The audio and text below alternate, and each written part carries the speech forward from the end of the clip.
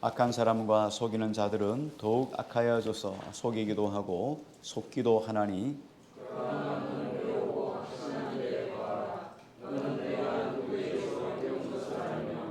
또 어려서부터 성경을 알았나니 성경은 능히 너로 하여금 그리스도 예수 안에 있는 믿음으로 말미암아 구원에 이르는 지혜가 있게 하느니라.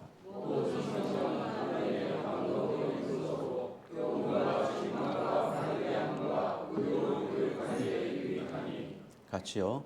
이는 하나님의 사람으로 온전하게 하며 모든 선한 일을 행할 능력을 갖추게 하려 함이라. 아멘.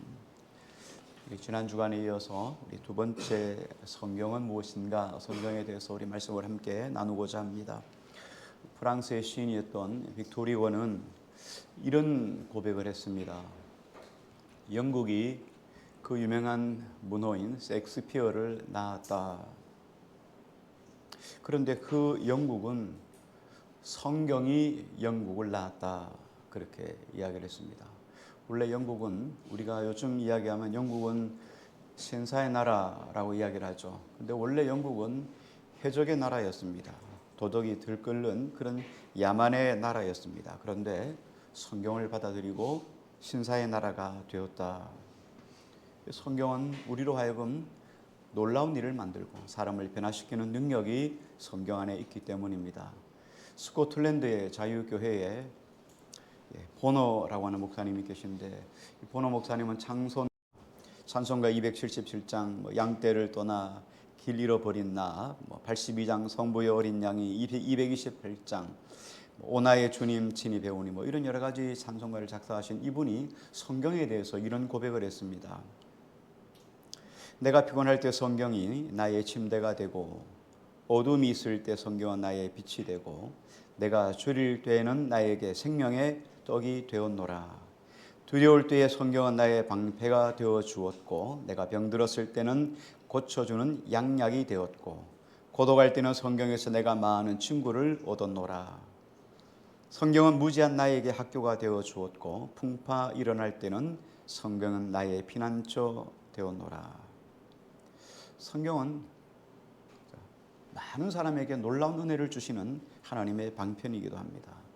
여러분 성경을 더 깊이 더 가까이 사랑할 수 있기를 주의 이름으로 축복합니다. 오늘 말씀 16절 말씀만 우리 한 번 더 같이 읽습니다. 16절입니다. 같이요. 시작. 모든 성경은 하나님의 감동으로 된 것으로 교훈과 책망과 관리함과 의로 교육하되 유익하니. 네, 성경은 하나님의 감동으로 된 책이다. 그래서 성경을 제대로 읽고 성경을 가까이서 자주 두고 성경을 읽으면 우리에게 어떤 유익이 있는가? 성경이 우리에게 주는 유익을 설명해 주고 있어요. 보니까 16절에 보니까 교훈과 책망과 바르게 함과 의로 교육하기에 유익하다. 이렇게 이야기를 했습니다. 첫 번째가 교훈입니다. 교훈은 디다스칼리아라는 단어를 썼는데요. 사도 바울은 성경 이전에 자기 이전의 모든 하나님의 성경은 다 우리의 교훈을 위한 것이다 라고 이렇게 정의를 했어요. 로마서 15장 4절에 보니까 이렇게 말씀합니다. 무엇이든지 전에 기록된 바는 우리의 교훈을 위하여 기록된 것이니 우리로 하여금 인내로 또는 성경의 위로로 소망을 가지게 함이니라.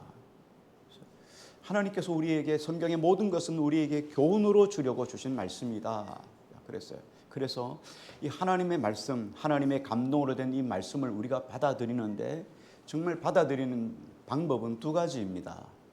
하나는 우리 앞에서도 말씀했던 것처럼 인간의 교훈으로 받아들이는 거예요. 도덕이나 윤리나 이런 차원에서 받아들이는 방편이 있고 또 하나는 하나님의 교훈으로 받아들이는 방편이 있어요. 그래서 정말 중요한 것은 우리가 하나님의 교훈으로 받아들이는 거예요. 우리 과거 서당으로 치면은 서당의 훈장님은 하나님이시고 교사는 성령님이셔요. 그래서 성령님이 우리에게 가르치는 거죠. 하나하나 우리가 하나님 말씀대로 살아가서 우리가 선한 삶을 살아갈 수 있도록 가르치는 것이 성경이에요. 그런데 만약에 이 하나님의 말씀, 생명의 말씀, 살아있는 말씀을 우리가 인위적으로 사람의 방법으로 사람의 교훈으로 받아들이고 사람의 교훈으로 읽으면 어떤 일이 일어나느냐. 마태복음 15장 3절, 4절, 5절, 6절은 이렇게 말씀을 합니다. 대답하여 이르시되 너희는 어찌하여 너희의 전통으로 하나님의 계명을 범하느냐.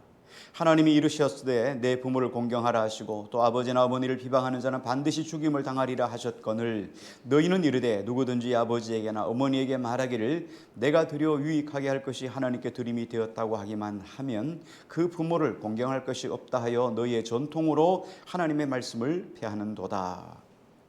이게 어떤 말씀이냐면 예수님이 그들이 말씀을 사람의 전통으로 사람의 교훈으로 받아들이는 것에 대한 경고예요. 하나님의 말씀 보면 이 당시에 하나님 말씀은 물론 구약에 여러 가지 메시지가 있었지만 가장 중요한 건 10계명이죠. 10계명 1계명은 하나님, 1계명부터 4계명은 하나님 사랑에 관한 말씀이죠. 5계명은 내 부모를 공경하라, 부모 공경에 대한 말씀이에요. 그런데 하나님 공경하는 말씀과 부모를 공경하라는 말씀, 하나님을 경배하라는 말씀하고 어떤 말씀이 우위에 있습니까?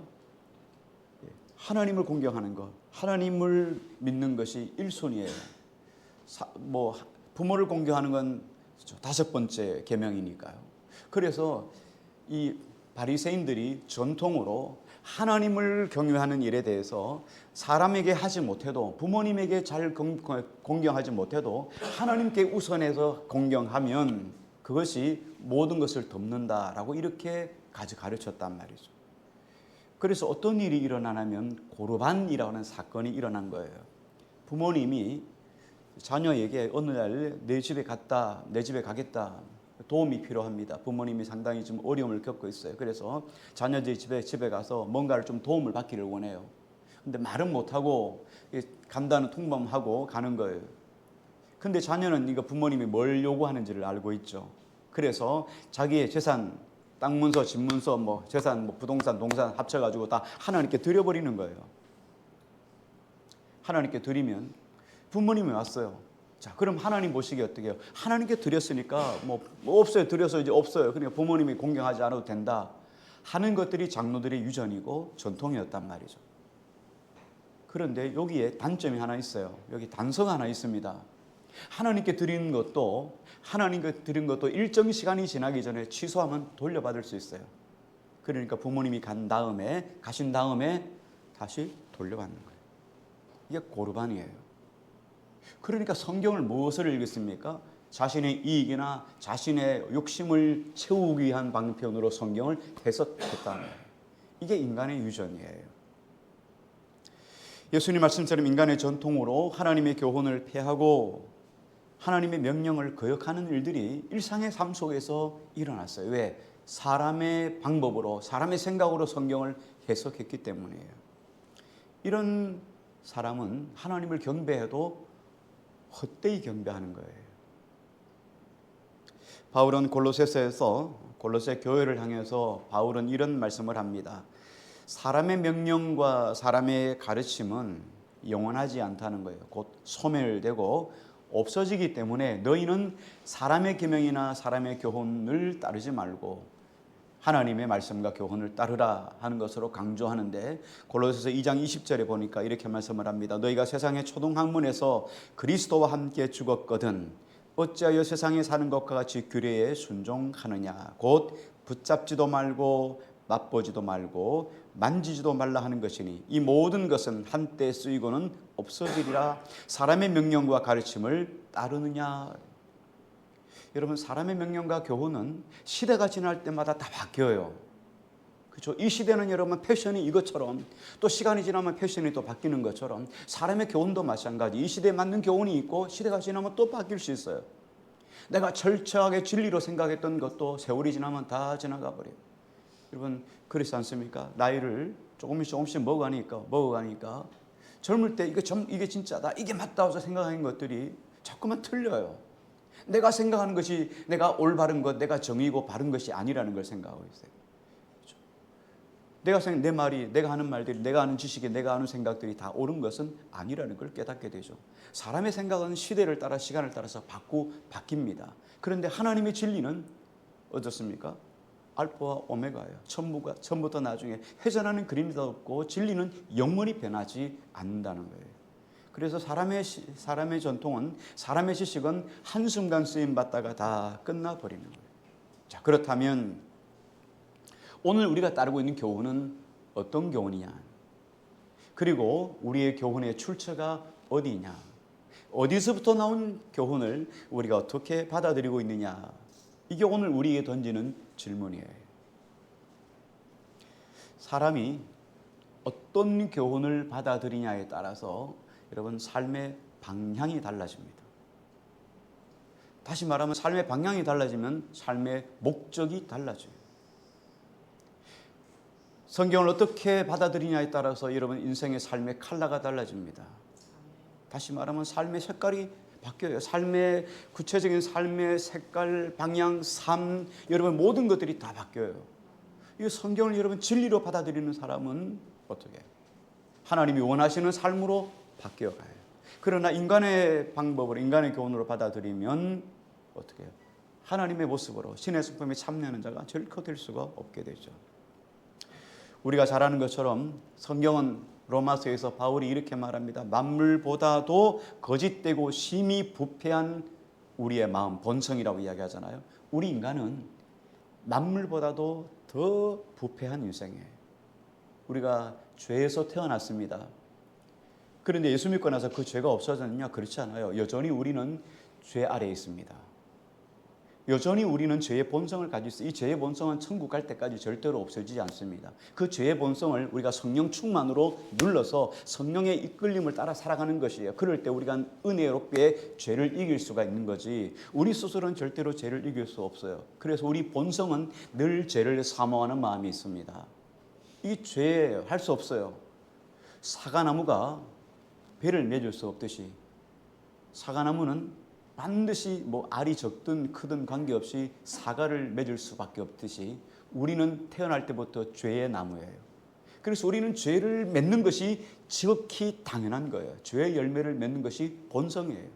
이런 죄의 본성을 가진 부패한 우리 인생이 부패한 교훈을 만나서 악취를 풀풀 풍기는 부패한 인생으로 삶을 살아가는 거예요. 그렇게 한평생 삶을 살아가는 거예요. 그래서 바른 교훈을 받아들인다는 게 얼마나 중요한지 몰라요. 우리 모두가 하나님의 생명의 말씀을 진리로 깨닫고 바른 교훈으로 받아들이는 큰 은혜가 있기를 주의 이름으로 축원합니다. 그 다음에 뭐죠? 교훈과 책망입니다. 책망은 우리가 잘 아는 것처럼 잘못된 부분에 대해서 증거해 주는 거죠. 이 부분이 잘못됐습니다 라고 이야기해 주는 것이 책망이에요. 자, 우리가 성경을 읽다 보면 성경은 참 놀라운 것이, 성경은 읽으면 읽을수록 마치 내 자신을 다 훔쳐보듯이 다 드러나는 거울과 같아요. 여러분, 거울 앞에 서면 여러분 어떻습니까? 다 보이잖아요. 다 드러나잖아요. 내가 얼굴에 뭐가 묻었는지, 기미가 꼈는지 안 꼈는지, 눈곱이 꼈는지 안 꼈는지, 머리가 제대로 가 있는지 아닌지, 여러분 다 드러나는 것처럼 마치 성경이 이래요. 그런데 성경이 우리의 겉모습만 비추어주는 것이 아니라 우리 인간 존재의 깊은 심령 안에 있는 심연까지도 성경이 다 드러내주는 거예요. 너 지금 무슨 생각을 하고 있는지, 너 지금 삶의 방식을 어떻게 삶을 가지고 있는지 성경이 우리 안에 있는 것들을 다 드러내주는 역할을 하는 게 성경이에요. 히브리서 4장 12절 13절 하나님의 말씀은 살아있고 활력이 있어 좌우의 날선 어떤 검보다 예리하여 혼과 영과 및 관절과 골수를 찔러 쪼개기까지 하며 또 마음의 생각과 뜻을 판단하느니 지으신 것이 하나도 그 앞에 나타나지 않음이 없고 우리의 결산을 받으실 이의 눈앞에 만물이 벌거벗은 것 같이 드러나느니라. 하나님의 말씀이 우리의 심령과 혼과 영과 및 관절과 골수를 찔러 쪼개기도 하고 우리의 생각과 뜻을 알고 만물 앞에 만물이 다 하나님 앞에 드러나듯이 우리도 하나님 말씀 앞에 벌거벗은 듯이 드러나게 되는 거예요. 그러니까 말씀은 우리의 연약한 심령까지도 우리 내면에 있는 것까지도 다 드러내게 해주세요.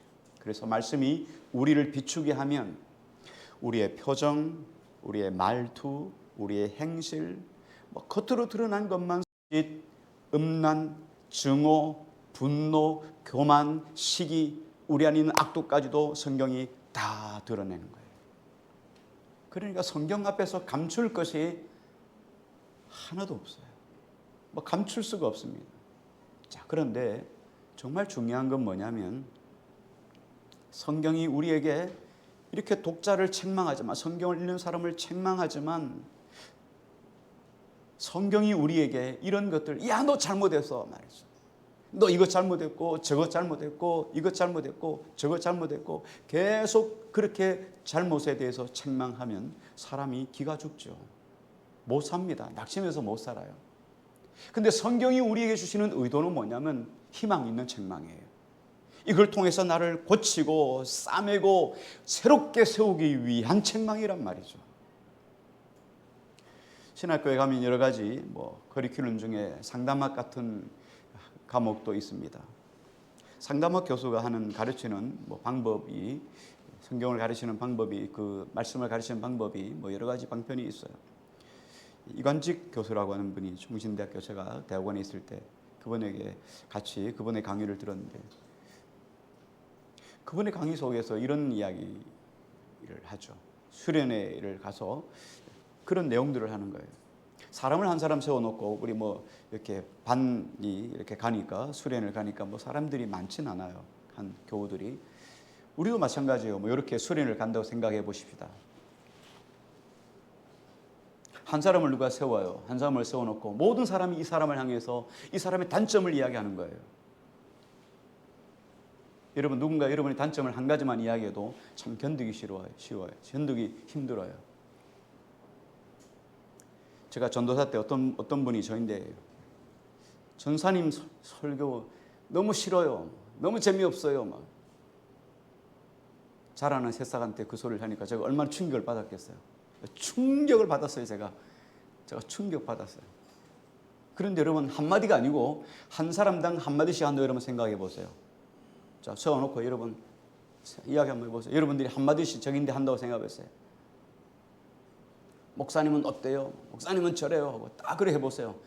여러분, 여기에 있는 분들이 한마디씩만 해도 제가 그 소리를 여러분 다 들으면 죽습니다. 사람이 죽어요. 그 스트레스가 못 견뎌요. 학생을 놔둬놓고 옆에 있는 모든 교우들이 다 전부 다, 이 학우들이 전부 다 이렇게 책망을 하는 거예요. 이 사람은 견딜 수 없어서 터지는 거예요. 그때 한 사람이 가서 그 사람을 꼭 안아주는 거예요. 아무 말도 하지 않고 안아주는 거예요. 그러면 10중 8구는 10명 중에 9명은 이 뱃속 안에서부터 터져나오는 통곡을 하는 거예요. 와! 하고 막 우는 거예요. 막 펑펑 울어요. 그러면서 이분이 새롭게 바뀌는 거예요. 이게 상담학 안에 있는 내용인데요. 하나님은 우리에게 성경을 통해서, 여러분, 누군가 한마디 한마디 이렇게 여러분 여러 사람들이 말을 저에게 책망했다면 저는 죽을 거예요. 근데 성경이 우리에게, 내가 성경을 읽다가 성경이 나의 약한 부분을, 넌 이런 사람이야, 넌 이런 사람이야 라고 여러분 책망할 때 우리는 충격이 좀 덜하죠. 그런데 중요한 건 성경이 우리에게 책망하는 것은 우리를 파괴하고 약한 것들을 파괴하고 새로운 것들로 새롭게 만들기 위한 과정이라는 거예요. 건설적인 책망이라는 거예요. 잠언 6장 23절 대저 명령은 등불이요 법은 빛이요 훈계의 책망은 곧 생명의 길이라. 책망은 곧 생명의 길이라. 책망은 우리를 생명으로 인도하는 길, 인도하는 등불이라는 거예요. 그래서 많은 사람들이 칭찬을 좋아하지 책망은 싫어합니다. 여러분 그렇잖아요. 여러분 책망 좋아요? 목사님은 좋아요, 이래서 좋아요, 저래서 좋아요, 여러분 99개가 있어도 한 개 싫어요 하는 거 있으면 여러분 싫습니다. 이게 가슴에 다 못이 박히는 것이 우리 인생이잖아요. 그러니까 사람들은 책망을 싫어해요. 책망을 싫어하니까 뭘 싫어합니까? 성경을 싫어해요. 성경에 충실한 설교도 싫어해요. 그래서 설교에 여러분 뭐가 있기를 원합니까? 이렇게 하면 복 받습니다. 복입니다. 여러분 복 주실 겁니다. 희망이 있습니다. 소망이 있습니다. 이런 것만 듣기를 원해요. 책망은 싫어해요. 그러니까 책망도 싫고 성경도 싫고 또 성경에 충실한 그런 설교도 싫어하는 것이 현대인의 본성이기도 하고 타락한 우리 인생의 본성이기도 합니다. 자, 그런데 여러분 생각해 보세요. 우리 안에 있는 감추어져 있는 죄악들, 우리 안에 감추어 있는 본성들, 여러분 그거 말하지 않는다고 말하지 않는다고 없어지나요? 말하지 않는다고 여러분 그게 드러나지 않는다고 여러분 그게 사라지겠습니까? 그냥 없어지겠습니까? 오히려 드러나서 실체를 확인하고 반성하게 되면 오히려 해결책이 있을 수 있어요. 그렇잖아요. 요즘 여러분 계속해서 뜨는 그 백종원이라고 하는 여러분 그 대표 알잖아요, 그죠? 여러분 잘 아시는 백종원 나오는 것들이 너무 많아요.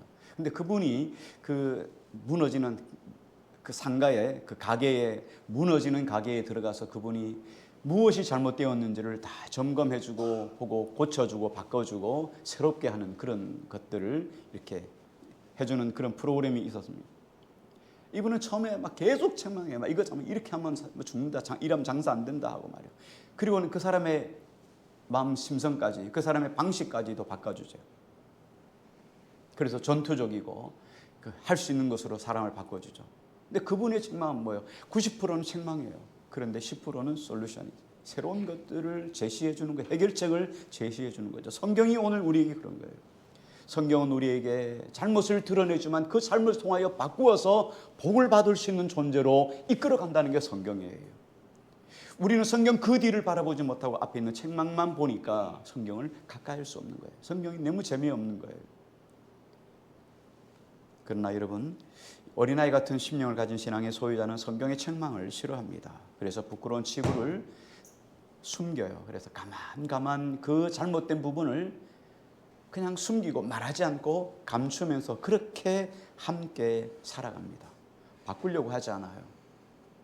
왜? 당장 바꾸려면 부끄럽기도 하고 손해보기도 하고 하니까요. 그런데 여러분, 이거 바꾸지 않으면, 책망받은 부분을 바꾸지 않으면, 성경이 우리에게 제시하는 것들을 바꾸지 않으면, 그래서 다른 사람들 여러 엉뚱한 이론들을 가지고 와서 내 생각을 맞추어서 합리화를 시키고 그렇게 삶을 살아가게 되면 나타나는 현상이 하나 있습니다.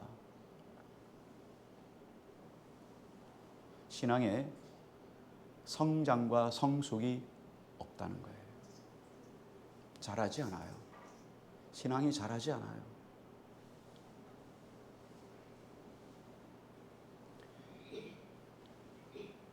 그래서 맨날 거기서 거기. 인생은 오늘 예배 후에 바베큐 파티 합니다. 맞죠? 인생은 고기에서부터 시작해서 고기로 끝난다고 하더라고요. 인생은 고기서 고기래요. 거기서 거기.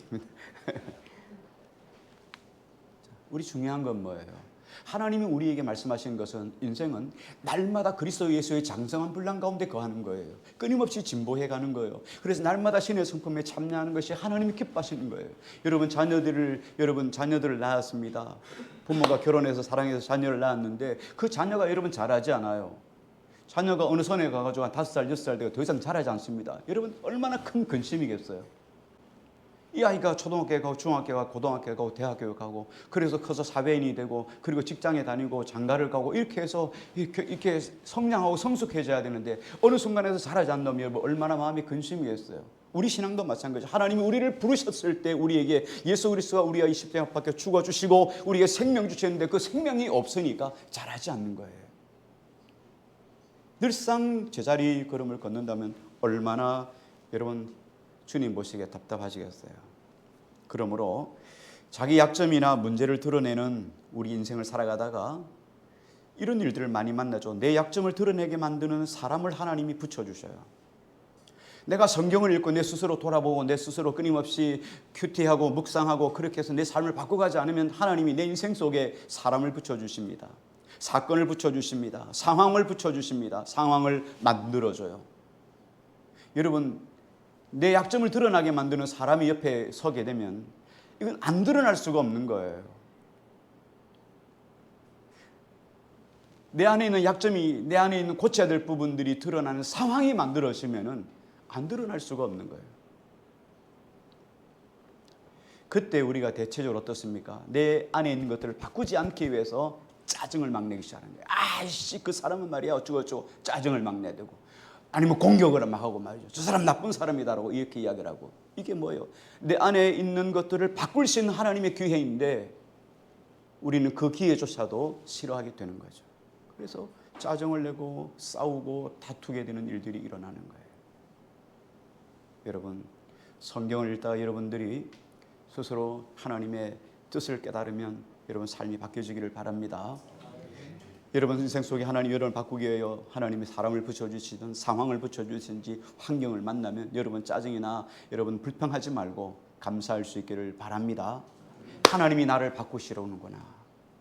하나님이 나에게 정말 더 멋진 사람으로 하나님이 만들어주시기를 원하시는구나. 그렇게 감사할 수 있기를 바랍니다. 성경은 우리에게 근원적인 책망을 합니다. 치명적인 책망을 합니다. 그러나 성경은 우리에게 가장 공정하고 가장 객관적인 책망을 하는 거예요. 편파적이지 않다는 거예요. 여러분, 사람은 여러분 편파적일 수 있어요. 그러나 성경은 여러분 저에게나 여러분에게 동일하게 똑같은 것으로 객관적으로 우리에게 주관적으로 그리고 정확하게 공정하게 우리에게 책망해 주시는 말씀이에요. 그래서 성경은 우리에게 가장 유익한 책망을 주시는 거죠. 그러므로 내 자신이 하나님 앞에 바로 서려면 반드시 성경을 찾으셔야 돼요. 세 번째 뭡니까? 교훈과 책망과 바르게 함과.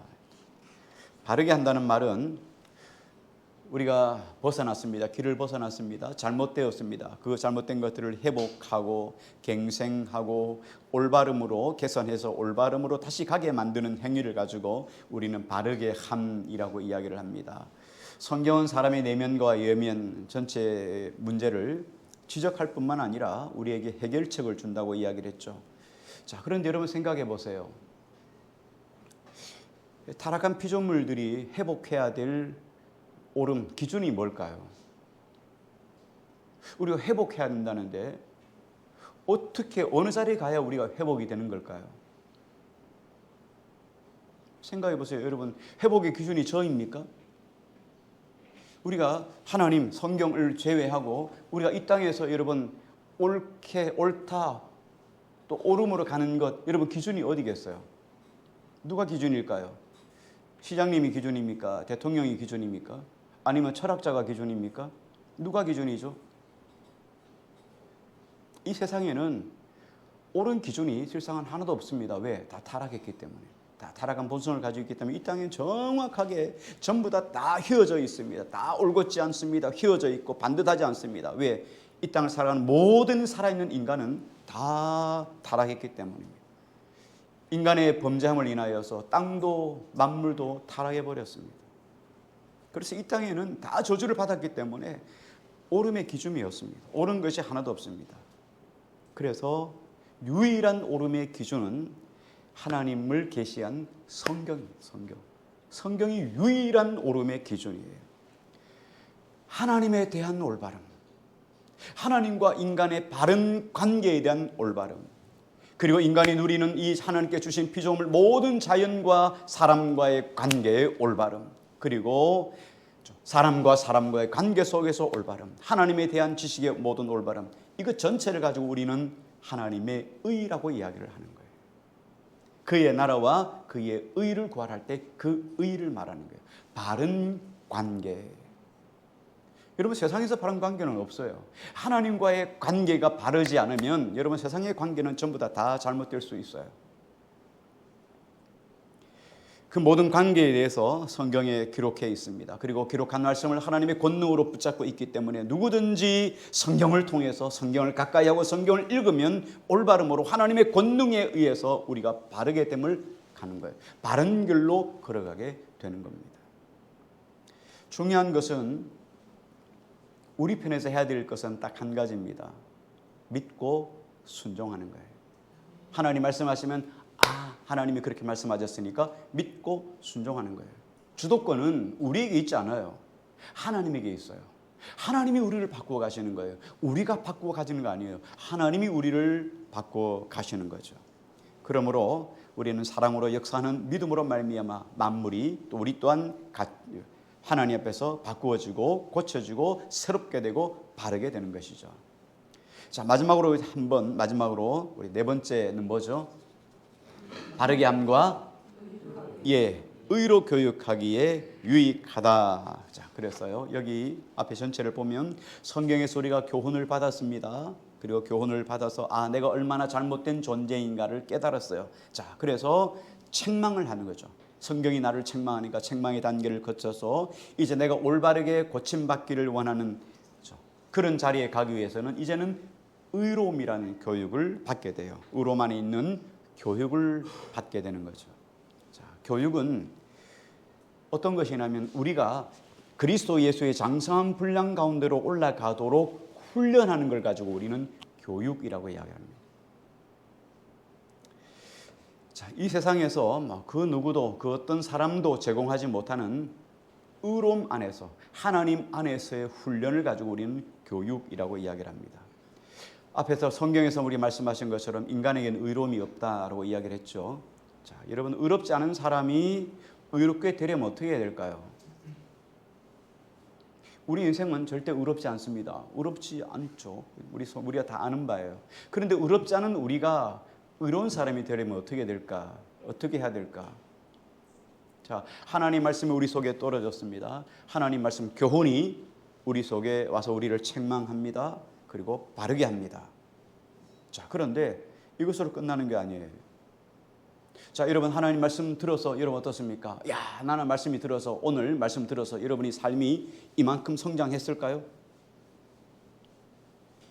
여러분 한번 객관적으로 한번 좀 대답해 보세요. 자, 오늘 여러분 말씀을 듣고 여러분 어때요? 오늘 말씀 듣고 그거구나 하고 이렇게 해서 여러분 삶이 이만큼 성장했을까요? 아니요. 그렇지 않죠. 지식은 좀 늘어났어요. 그죠? 성경에 대한 지식, 하나님에 대한 지식은 좀 더 늘어났어요. 그런데 삶은요. 말씀을 듣는다고 이러면 삶이 저절로 성장해질까요? 삶이 성숙해질까요? 아니란 말이죠. 여러분 학교에 다닌다고 다 성숙한 시민이 되는 거 아니잖아요. 학교에 가서도 우리로 말하면 속된 말로 행악질을 할 수가 있어요. 그렇잖아요. 우리가 그런 일들을 너무너무 많이 보잖아요. 하나님 말씀을 듣는다고 우리가 다 하나님 보시기에 합당한 신실한 믿음의 사람이 되냐? 다 그렇지 않아요. 왜? 말씀을 듣는다고 지식은 늘어날 수 있어요. 여러분 세월이 가면 여러분 1년, 2년, 3년, 5년 여러분 한 5년에서 10년 정도만 되면 여러분 성경의 웬만한 것들은 여러분이 다 알게 됩니다. 여러분 다 알게 됐다고 이런 믿음이 이만큼 올라갔느냐? 여러분 평신도에다가 집사님이 되면 믿음이 이만큼 단계가 올라갔느냐? 그렇지 않아요. 집사가 돼서 여러분 권사님이 되거나 장로님이 되면 여러분 신앙이 이만큼 또 올라갔느냐? 여러분 그렇지 않아요. 그럼 목사가 되면 여러분 신앙이 또 이만큼 올라갔느냐? 그렇지 않아요. 하나님의 사역적인 면에서는 여러분 직분을 받을 수가 있어요. 그러나 말씀을 듣는다고 여러분 신앙이 저절로 성장해져 가는 것은 절대로 아니라는 거예요. 그래서 여러분 어떻습니까? 내 본성이라는 것은 여전히 남아있는데 하나님의 말씀, 하나님의 정보, 하나님의 지식이 내 안에 들어와서 내 삶을 바꾸어가는 여러분 그 과정이 끊임없이 뼈를 깎는 그런 아픔이 있다는 거예요. 여러분 우리 스스로는 한 걸음도 못 나가요. 우리가 잘 아시는 것처럼 사도 바울이 로마서에서 이렇게 이야기를 하죠. 자기가 원하는 것은 하나님이 보시기에 합당한 신의 성품에 참여하는 성숙한 그리스도인이 되는 것이 바울의 모습이었어요. 하나님이 원하는 믿음의 사람이 되기를 원하는 건데 그래서 이 마음에 내 마음속에 이런 소망이 있어요. 그런데 내 안에 죄의 본성이 얼마나 강력한지 내 이 마음을 꽉 잡아서 끌고는 죄 아래로 끌고 가는 거예요. 나는 안 딸려가겠다고 몸부림치면서 싸우는 거예요. 그런데 내가 약하니까 끌려가는 거예요. 그래서 죄 아래에서 여전히 또 죄를 짓고 있는 자기 자신을 바라보면서 바울은 스스로 탄식한 오라 나는 곤고한 자라 누가 이 사망에서 나를 건져주랴. 내가 죄 아래에서 벗어나 예수 그리스도를 믿고 생명 안에 나왔는데 다시 또 죄 아래로 들어가니까 자신을 바라보니까 얼마나 한심하고 낙심하고 절망하겠어요. 누가 우리를 그리스도 예수에서 누가 이 사망에서 나를 건져주랴. 그때 바울이 이런 이야기하죠. 예수 그리스도. 그런데 성경은 우리로 하여금 이렇게 사람이 바뀔 수 있도록 성장하고 성숙할 수 있도록 훈련을 하게 만드는 것이 바로 성경이라는 거예요. 성경에서 말씀하신 의로만이 있는 교육은 어떤 것이냐면 하나님의 계명 곧 말씀에 대한 순종이에요. 하나님이 우리를 순종하게 가르친다는 거예요. 신명기 6장 25절 이렇게 말씀합니다. 우리가 그 명령하신 대로 이 모든 명령을 우리 하나님 여호와 앞에서 삼가 지키면 그것이 곧 우리의 의로움이니라 할지니라.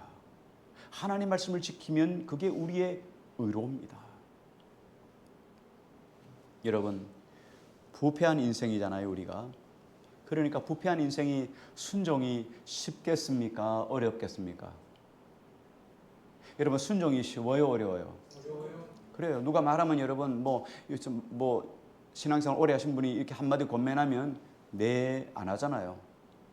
에이 뭐 이렇게 하잖아요. 일단 하고 나 집에 가서 맞아 이렇게 하더라도 일단은 우리가 거부하는 것이 인생 본성이에요. 절대로 여러분 순종하지 않아요. 그런데 하나님 말씀이 우리 속에 떨어질 때 어떻게 순종할 수 있을까? 순종은 절대 쉽지 않아요. 순종은 우리 안에 있는 부패한 본성하고 하나님 말씀이 충돌하기 때문에요. 절대로 맞지 않기 때문에 우리 안에서 치열한 전쟁, 전투, 싸움을 합니다. 의로 교육한다는 말은 여러분 얼마나 고상한 말이에요.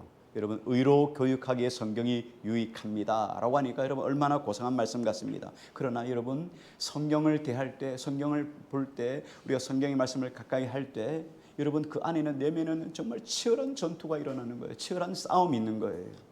여러분 말씀하고 말씀이 우리 안에 들어옵니다. 그러면 여러분 가장 먼저 내 본성, 내 고집, 내 경험, 내 지식, 내 주관, 내가 살아온 삶의 칼라 다 안 맞잖아요. 말씀은 이거 고치라, 이거 바꾸라, 이거 안 된다, 버려라 이렇게 말하는데 나는 못 버리겠는 거예요. 내가 살아온 삶의 스타일이니까. 설령 한다 해도 또 안 되는 거예요. 그래서 이 두 개가 계속 충돌을 하는 거예요. 성경을 가까이 하면 계속 충돌을 하는 거예요. 그런데 충돌을 하면서 두 가지 양상이 나타나는 거죠. 하나는 나를 부인하게 되는 거예요. 내려놓는 거예요. 그래요, 하나님. 내가 이 나쁜 것들이요, 고쳐야 될 것들이요, 바꿔야 될 거예요. 내가 주님을 닮아가려면 내가 이런 것들을 다 부인하고 버려야 됩니다. 그래서 주님의 말씀을 붙잡고 자기를 부인하면 어떻게 해요? 하나님의 사람으로 변화되어져 가는 거예요. 그런데 당장 아프니까, 당장 고치기 힘들고 어려우니까, 내 삶의 스타일이 더 중요하니까, 내 고집이 더 강력하니까 부인하는 거예요. 그래서 결국은 어떻습니까? 제자리 걸음을 걷게 되는 거예요. 여러분 하나님 앞에서 하나님 말씀을 붙잡고 그 말씀이 내 삶 속에 들어와서 내 고집과 내 자아와 내 생각과 내 모든 것들을 깨뜨릴 때 그때 하나님 말씀은 가장 고상한 의가 되는 거예요. 이처럼 성경은 교훈과 책망과 바르감과 의로 교육하기에 유익하다는 거예요. 이 과정을 통해서 성경은 이런 과정을 통해 성경이 우리를 어떤 존재로 만들어가느냐.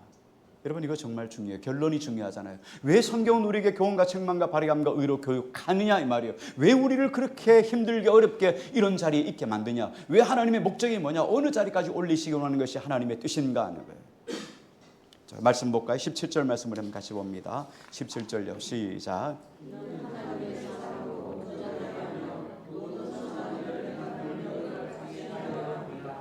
네, 여기 보니까 하나님의 사람으로 온전하게 하며 모든 선한 일을 행할 능력을 갖추게 하려 함이라. 두 가지를 이야기했어요. 그렇죠? 하나는 하나님의 사람이 온전하게 되는 거예요. 자, 그러면 온전하게 된다는 말은 뭐냐면 무언가를 이제 할 수 있는 충분한 준비가 되어 있다는 거예요. 하나님께서 준비 완료, 준비 끝 이게 말씀하시면 이제 나 다 준비 다 됐습니다. 할 수 있게 하기 위해서 하나님이 우리를 온전하게 한다는 거예요. 여러분 무언가를 위해서 그렇죠? 무언가를 위해서 온전하게 되는 거예요. 그러면 그 온전함, 그 무언가가 무엇일까요? 무언가를 위해서 온전해져야 되는데 그러면 그 무언가가 무엇일까요? 뭐가 온전한 것이고요. 온전한 것을 위해서 이러면 하나님이 우리를 이렇게 무언가를 위해서 온전해져야 되는데 그 무언가가 뭐냐 이 말이에요. 그게 뒤에 있는 거래요. 두 개 같지만 실상은 하나예요. 선한 일을 하기에 어떻습니까? 선한 일을 행할 능력을 갖추게 하기 위해서 어떻게 해요? 하나님의 사람으로 온전하게 만드는 거예요. 하나님의 사람으로 온전하게 만들 수 있는 방법이 뭡니까? 교훈과 책망과 바르게 함과 의로 교육하는 거예요. 이런 것을 통해서 하나님의 사람이 온전하게 되는데, 왜 우리를 온전하게 하냐? 선한 일을 행할 능력을 갖추게 하기 위함이라는 거예요. 그러면 여기에 또 한 가지 질문을 갖게 되죠. 그러면 선한 일은 도대체 뭘까요? 뭐가 선한 일이죠? 성경의 말씀. 우리 교회는 새신자들 때문에 깜짝 놀라요. 한 20년 묵은 신자 같아요. 너무너무 핵심을 이야기하시니까. 그래요. 선한 일을 행할 능력, 선한 게 뭐냐? 이 땅에 선한 게 뭐냐? 이제 다음 주에 우리 말씀을 연결해서 계속해서 내려갈 텐데요. 바울이 디모데에게 성경에 대해 쭉 이야기하잖아요. 너가 어려서부터 성경을 알았나니, 그렇죠? 하나님의 사람으로 온전하게 하고 선한 일을 행한 능력을 갖추게 하는데, 이 성경을 너가 상고하라 그렇게 말씀하시면, 성경은 교훈과 책망과 바르게 함과 의로 교육하기에 유익하다. 하나님의 사람으로 온전하게 되며 선한 일을 행할 일에 능력을 갖추게 하려 함이라, 이렇게 말씀하셨는데, 이 선한 일이 어떤 것이냐 이야기할 때 지금 성령이라고 이야기했어요. 근데 선한 일은 뭐냐면, 여러분 이 땅에 사람들 선한 일 많죠. 선한 일 많아요. 여러분 선한 일이 꼭 하나님의 성경의 일만 선한 것 아니에요. 여러분이 이 땅에 살아가면서 우리 마태복음 25장에 보면 예수님 이런 말씀하셨잖아요. 양과 염소를 구분해놓고 양과 염소를 심판대에서 심판하실 때 이렇게 말씀하죠. 양에게 이렇게 말씀하셨잖아요. 내가 목마를 때 마실 것 주었고 배고플 때 먹을 것 주었고 너가 옥에 갇혔을 때 돌아보았고 나그네 됐을 때 영접했다. 아니 주님, 언제 우리가 주님 목마르셨고 주님 배고프셨고 주님이 나그네 되셨고 주님이 옥에 갇혔습니까? 그렇게 말씀할 때 이 어린 소자에게 한 것이 곧 내게 한 것이라. 여러분이 살아가다가 여러분 주변에 약한 사람 돌아봐주고, 그렇죠? 또 여러분이 힘이 필요한 사람한테 격려해주고, 지난 사람에게도 작은 친절을 베푸는 거, 이게 다 선한 일이에요. 하나님이 기억하시고 계셔요. 하나님 나라에 다 기억해요. 여러분 한 개도 여러분 땅에 떨어지는 것이 없어요. 여러분 다 하나님 보시기에 복이에요. 그런데 이것도 물론 선한 일이지만 주님이 보시기에 가장 선한 일은 뭐겠어요? 여러분 친절을 당하는 거, 친절을 받는 거 여러분 정말 중요하죠. 친절 받은 사람은 얼마나 감동과 감화를 하겠어요? 여러분 좋지요. 그런데 정말 여러분 선한 일은 뭘까요? 말씀에 순종하는 거. 예, 또요. 오늘 결론을 봐야 돼 끝납니다. 고기가 기다리고 있습니다. 끝났어요. 이 말씀하고 끝낼게요. 왜냐하면 우리가 착하게 삽시다 하고 믿습니다. 아멘 하고 착하게 가서 어떻게 살아야 착하게 사는지 그것도 모르고 집에 가면 안 되잖아요. 진짜 선한 일이 뭘까 하는 거예요. 그걸 알아야 여러분 우리가 선한 일을 할 수 있게 않겠어요? 여러분 진짜 선한 일이 뭘까요? 예? 성경인데 뭐 성경 여러분 다 착한 일 하잖아요. 우리가 뭐 소자에게 물 주고 소자를 밥 주고 나그네 영접하고 옥에 갇힌 자 돌아보는 거, 여러분 이건 세상 사람도 해요. 그렇잖아요. 세상 사람들 다 할 수 있잖아요. 뭐 우리 믿는 사람만 하는 거 아니잖아요. 근데 세상 사람이 줄 수 없는 것 있어요. 선한 것 한 가지, 핵심적인 것. 예? 그래요, 맞죠. 복음을 전하는 거예요. 이게 선한 일이에요. 선한 일의 핵심이 복음을 전하는 거예요. 그래서 바울은 계속해서 연결해서 뭐라 말합니까? 너희가 때를 얻든지 못 얻든지 말씀을 전파하라, 이렇게 나오는 거예요. 그 뒤에 이제 말씀이 연결되는데 오늘은 여기서 끝내려고 그래요. 여러분 선한 일은 바로 이거예요. 핵심이 가는 거, 흘러가는 거예요. 우리가 물론 선한 일, 여러분 약한 사람들을 돌아보고 친절하게 대하는 거 여러분 중요합니다. 그러나 더 중요한 건 여러분 그 사람들 친절을 받아도 다 죽어요. 친절 받아도 지옥 갑니다. 그런 지옥 가는 영혼에게 생명을 전하는 이것이야말로 여러분 가장 선한 일 아니겠습니까? 여러분 죽어가는 사람 여러분 고쳐주는 거 얼마나 은혜겠어요. 그런데 살다가 죽어요. 고침받은 사람 안 죽은 사람이 있습니까? 나사로도 죽었습니다. 그렇죠? 사렙다 가부의 아들도 죽었습니다. 수님 여자의 여인도 아들도 죽었습니다. 살아났다 부활했다 다 죽는 거예요. 나사로도 죽는 거예요. 그러나 중요한 건 뭐예요? 생명 얻어서 영원한 천국에 가는 것. 이것보다 더 선한 일이 어디 있겠어요? 가장 중요한 선한 일. 그것을 위해서 하나님이 성경을 통하여 우리에게 교훈과 책망과 바르감과 의로 교육하게 유익하도록 성경을 우리에게 주셨다는 거예요. 그러니 여러분 성경의 목적을 바로 알아야 됩니다. 성경은 우리에게 돈 벌고 출세하기 위해서 주시는 매뉴얼이 아니라는 거예요. 여러분 돈은 우리 인생 속에 여러분 이 말씀은 하나님 우리 인생 속에 우리가 원하는 것을 주기 위한 방편이 아니라는 거예요. 이런 것들은 하나님의 선한 일을 행하기에 부족함이 없도록 하나님이 채워주시는 도구에 불과한 거예요. 여러분 돈 필요합니까? 복음을 전한 자가 되면 하나님이 돈 부어주셔요. 그렇잖아요. 복음 전하는데 돈이 없어요. 복음 전하고 싶은데 돈이 없어요. 밥이라도 한 그릇 사줘야 될 거 아니겠어요? 하나님이 채워주시지 않겠어요? 이런 것들은 다 방편들이란 말이에요. 근데 우리는 뭐예요? 방편을 더 주로 삼으니까. 그래서 우리 인생이 바뀌어지기 잘못되기 시작하는 거죠. 자, 오늘 여러분 말씀을 맺습니다. 하나님은 우리 인생 속에 그렇죠? 하나님께서 원하시는 하나님의 사람으로 온전하게 되어 선한 일을 행하는 능력을 갖출 수 있도록 하나님의 말씀을 주셨어요. 그리고 그 말씀 안에서 우리를 바꿔가실 거예요. 우리 스스로는 할 수 없지만 하나님 말씀을 통해서 우리를 끊임없이 바꿔가지만 성령의 능력으로 우리를 바꿔가지만 그것도 안 될 때는 하나님의 뜻대로 환경도 사람도 상황도 만들어 주셔요. 그래서 우리를 마침내 바꾸어서 신의 성품에 참여하는 자, 하나님의 마음을 가진 자로 바꾸어 가지. 이런 역사가 저와 여러분 인생 속에 있기를 주 이름으로 축원합니다.